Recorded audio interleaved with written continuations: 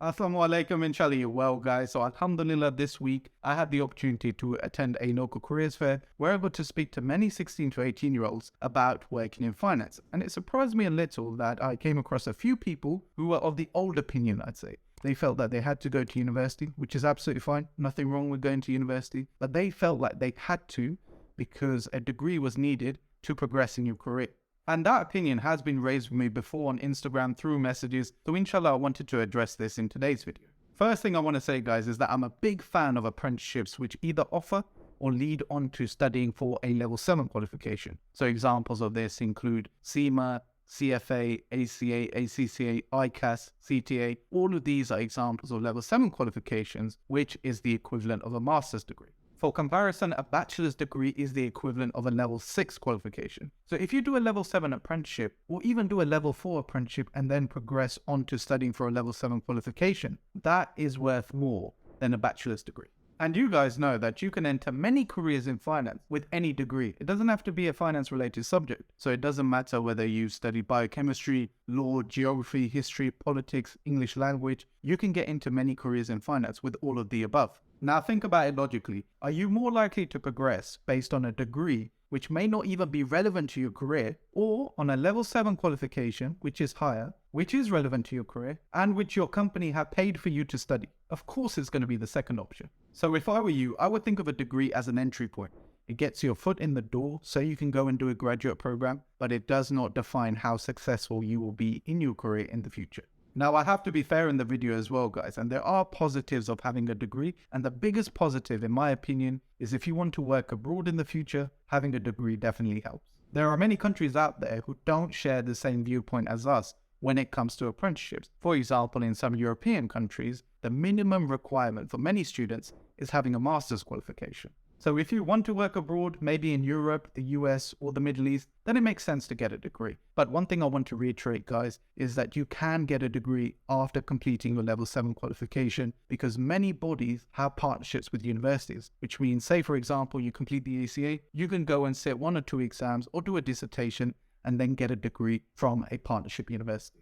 And in my opinion, that makes more sense because it's cheaper and quicker than studying for a degree for 3 years, and more importantly, no student debt. The other benefit of having a degree which isn't related to career progression is that you can switch careers via a graduate program if you decide that finance isn't for you. I've worked with people who have switched careers, so it definitely does happen. But again, guys, if you stick at it for a few years, maybe get that level 7 qualification, get a degree, and then you can switch fields later on. This was something I was thinking about doing when I had qualified. I actually wanted to become a barrister at one point, so I reached out to the bar and I found out I didn't even need a degree. And they said that because I had the ACA qualification, which again is level 7, that I don't need a degree and I could apply for a certificate of academic standing, which means I could go straight into studying for the graduate diploma in law at the time. But then I decided against this because I weighed everything up and I realized that I'd be studying for a few years with no earnings. So that definitely made no financial sense in my head. And later on, I realized that at the time, I was falling out of love with external audit. And when I resigned and I moved into another area of finance, remember guys, finance is so broad, I went into internal audit and I absolutely loved it. And since then, I've never had the thought again that maybe I should leave and go and become a barrister or move into a different career. Point being, guys, is that it's very easy to think I'd love to switch careers and try something new, but it's very different when it comes to actually doing that. The other point to talk about is bias, which neither you nor I can influence. So as an example, if everyone above you has a degree, they may display unconscious bias and promote someone who has a degree over you as an apprentice. Could that happen? Yes. Have I ever had a 1% feeling that it's happened around me or to me in my career? Definitely not.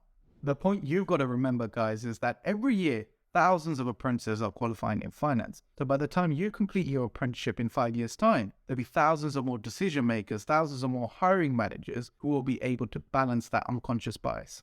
At my company, we take on graduates and apprentices in finance, and even for qualified positions, we will consider ex-graduates and ex-apprentices. We won't discriminate against you based on your background.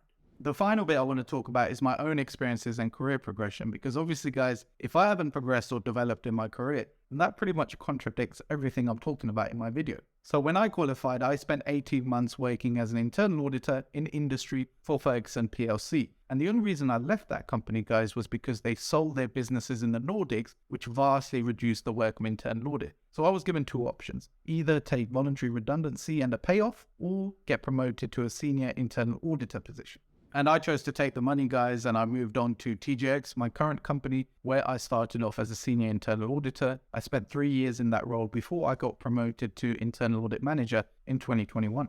Could I have been promoted quicker? Yes, I think so. Many people would talk about COVID and say that it disrupted many companies and their plans, but I'm not going to use that as an excuse. I definitely think, looking back, I could have been promoted quicker, but was I stopped because I didn't have a degree? Definitely not. The fact that I didn't have a degree did not come into it one bit. Since then, I spent a year as an internal audit manager before moving into my current job as an inventory control manager, where inshallah by next month I would have spent a year in the role. So in my career, I've worked across external audit, internal audit, and inventory control. I've had the opportunity to study for a level 4 and a level 7 qualification, and alhamdulillah, since I've been qualified, I've been receiving pay rises and bonuses every year.